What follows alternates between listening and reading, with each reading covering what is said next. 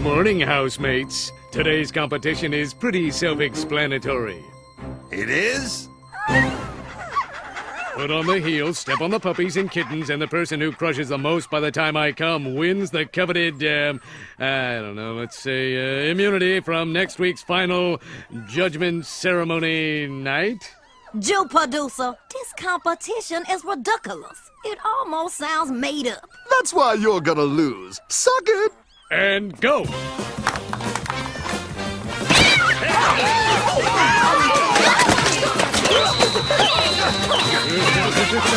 I thought I had a good chance to win. I made more bloody fur than menstruation time at Mount Holyoke.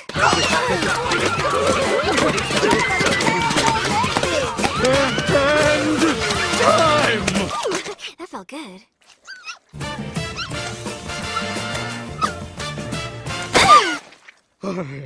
You guys did an excellent job. Oh. Wait, you producer. You didn't even tell us who won. The winner is, who hasn't won in a while? Let's say that guy in shorts. Congrats. Here's your immunity, scented candle. Booyah! You can all suck it, bitches! That's right, number one, numero uno! Something didn't sit well with the foxy.